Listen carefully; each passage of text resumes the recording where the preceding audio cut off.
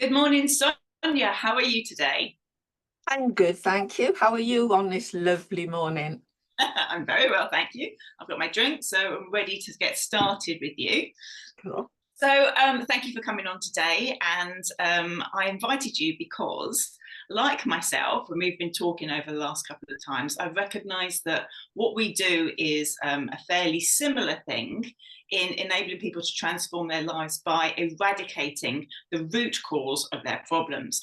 And when I've listened to you over the few times we've met, I've definitely thought there's definitely a synergy here because I truly believe to get over any real problem, then you do need to be able to find out what the true issue is and be able to get rid of it before you can start doing the other stuff. I'm going to hand over to you just to explain what you do as a functional medicine health coach. Yeah, on you go. Okay. So, as you know, my name's Sonia. I'm a functional health coach.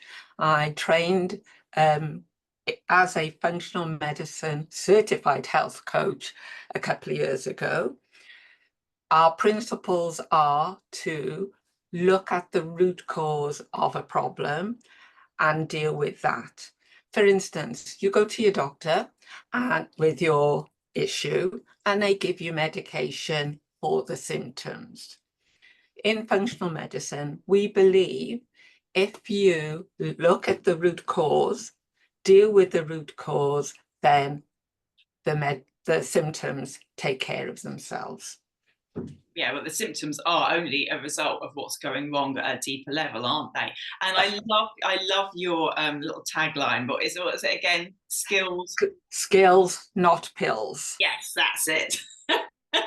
Looking to eradicate medication, which I think in a lot of cases, you do find that people who start on that pharmaceutical process, they get given some medication, then there's side effects from that. So they get given more medication. I mean, is that kind of something that you've seen in what you do? Yeah. So before I came into functional medicine health coaching, I used to be a nurse practitioner in a doctor's surgery, and I used to treat and manage people with long-term conditions. And the issue there is every time they came in for a review, they weren't getting better. So I'm giving them medications to treat their disease, but they're not getting better. What actually happens is they become tolerant of the medication that they were given. And then the next time they need more medication Right. to work. So I had a very nice man, Peter, and he knows I tell his story all the time. I diagnosed him with diabetes some 20 years ago. I know I don't look it, but yes, years ago. And I gave him the option of lifestyle modification because if he had looked at his diet, exercise, etc., then we could have reversed his diabetes because he was type 2 diabetes. And he was, oh no, I haven't got time for that lark, just give me the tablets. Mm. So I did give him the tablets. And through my career progressions, I left the surgery, but then I came back as a nurse practitioner. And he was still there. And I was doing his annual review for his diabetes. And by this time, I had started him on one class of medication. He was now on 4 Wow. classes of medication. And he looked at me straight in the eyes and said, I wish I'd listened to you in the beginning. Oh God. And when I heard that, I thought, yeah, I'm doing the right thing. So I suppose, as well as, yeah, obviously you can see how something's been a very fundamentally sort of like a problem in that person's life. So were they actually getting sicker as well with medication? I mean, like, was the diabetes being managed Yeah. effectively or not? No. So when I first met him, he'd just been diagnosed with type 2, right? So type 2 can be treated, diet and exercise. By the time I saw him 20 years later, he was actually on insulin. as well as Oh my life. tablet. So the medication had no effect. It made Well, them. it just, it, the whole point of the medication is to slow down the progression of the Right. disease, Okay. as they tell you. Yeah. But what it did was it didn't do anything to the disease. So the disease just continued progressing to the point that he needed insulin and medication for blood pressure and heart Yeah. disease to prevent those. See, this is what I call sticky plaster management. Correct. Okay. That, Yeah. you know, you're not dealing with what's going on underneath, so it's not going to change. And what you're doing, you're just putting a sticky plaster just to, you know, deal with what we've got today. And obviously, in his case, you've seen in real time, and I'm sure in many other cases, you've seen in real time where this just doesn't, it's not an effective way to go ahead. So you're obviously trained up now. So what is it that you do? What can you just take us through what people come to you for and how you actually help them? Okay, so it all depends why people are coming, because what they look like they want on the surface isn't always the thing that they want. So my skills, not pills, is if you've got a long-term condition and you are fed up of leaving your doctors with a whole bag of prescription medications, depending how long you've been on those pills, you know, I must admit, you know, I'm not a miracle worker, but I can help you through lifestyle modification to reduce your need for pills by modifying the lifestyle issues which are making your condition worse. So the things I look at is make sure you're eating right, make sure you're keeping hydrated, make sure you're thinking right, make sure you're speaking to yourself right, make Yes. sure you're moving right, make sure you are sleeping right, and make sure you are pooping right. The number of people who say to me, oh, that sleep thing, I'll sleep when I'm dead. That is the number one thing that people underestimate. Wow. Okay. Oh, that's interesting, actually. Mm. And I think what you described there is like a holistic look at all the aspects that are affecting your life. I mean, I've worked in the nutrition industry before, so I really do understand how key food is to not just our physical health, but our mental health. But I think you're taking this a step further than just being a nutritionist looking at the diet. You're looking at all the aspects that are affecting that person's health. So that seems a really comprehensive way to address this. And can I just jump in there? The other big thing that keeps coming up is people who think they can out exercise a bad diet. So everything, like you said, is interconnected, and we are not little boxes that you can just put something in and forget about everything else. Everything is interrelated, and that's why we take the holistic approach. Yeah, no, that seems a much better way to deal with it. And do you know what? This is something that we're never taught, is it? We're not taught on this greater level at school. We have to go find all this information ourselves, and most of us just don't know.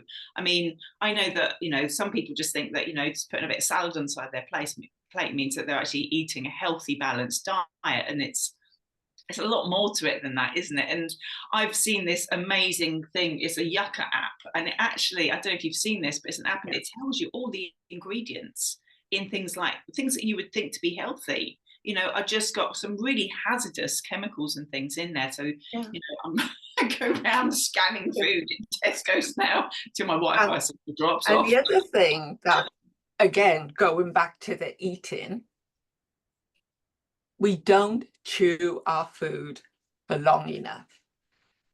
A little snippet: carbohydrates are primarily broken down by chewing.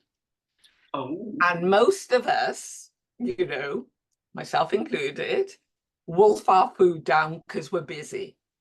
Yeah. I do. If you don't break down those carbohydrates in your mouth, your stomach doesn't have teeth.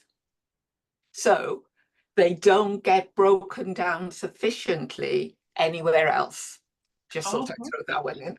Oh, okay, it's a little nugget there. Oh, that's brilliant. Okay, so we're going to put some, is there anything else that you think people should know about this before we kind of like just put your details in the chat for people to be able to get hold of you? So, you know, we are totally aware that stress is one of the big problems of today. And another one that I come out with is we were not built to deal with stress 24/7. We are built to deal with stress as a in and out, as a cute thing. So in this day and time, we all now live with a degree of stress. Yeah. Not usually to the point where, we're having breakdowns, etc. But this low level of stress is showing itself as tiredness, weight gain, not sleeping properly.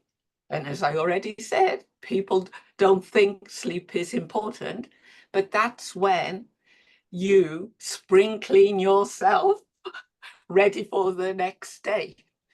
And if you're not getting enough sleep, which is between 7 and 9, you are then sleep deprived. And people don't think they're sleep deprived. Oh, badge of honor. I'm great with 5 hours. No, you're not. You may think you are. So what happens? That stress then leads to, because all your fight and flight jumps in, then, like if you cut your hand and it gets inflamed and the body does its thing and then it scabs over and it heals. If you think of stress as somebody keeps picking our wound, it never heals. Right. Okay. And what happens then, if it's never healing, it's just causing more and more issues. So that's what happens with stress. Stress leads to inflammation. That inflammation, because we're under stress 24/7, never goes back down.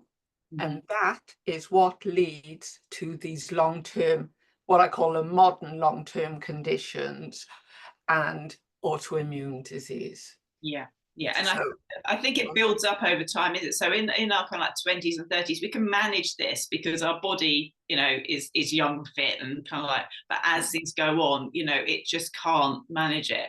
And I think that whole thing with stress, like you say, it builds up and up and up and up. And I find with my clients as well, long-term stress, exacerbates anxiety, all these other things that have been sitting there, just in their minds, just as little seeds. Over time, these things kind of compound and you can get into that vicious circle of things. And they bubble over. Yeah. And I know just how damaging stress is to our bodies anyway, with the cortisol and how that kind of like just, increases aging, doesn't it? It's sort of like it's the whole oxidative process. It kind of like just doesn't enable us to, like you say, the scab and heal. So that's been really amazing, Sonia. Thank you so much for coming and speaking. So I do know that you are offering a 30-day challenge, aren't you? Yes.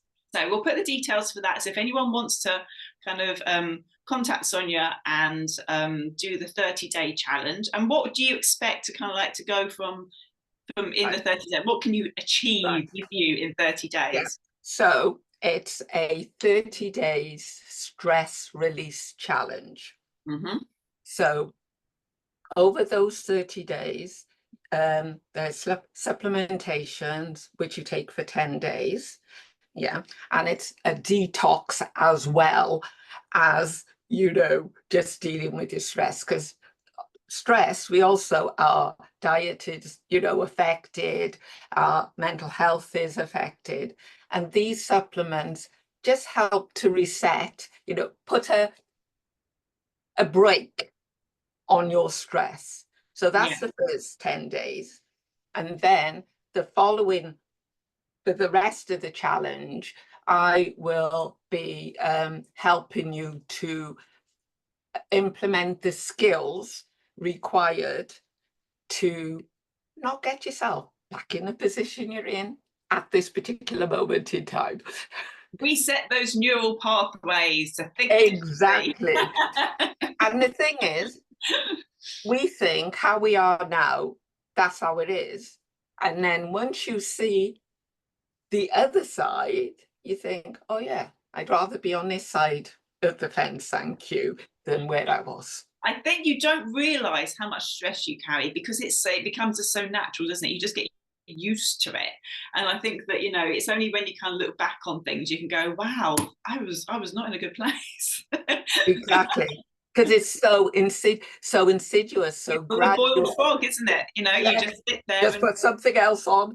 Yeah, exactly. And that's brilliant. Okay, well, thank you very much for that. We'll put the links in the post and also all your other contact details. And we'll catch up again with you soon. Okay. Okay. Thanks. Bye. Enjoy the rest of your morning. Yeah. You too. Bye-bye. Bye-bye.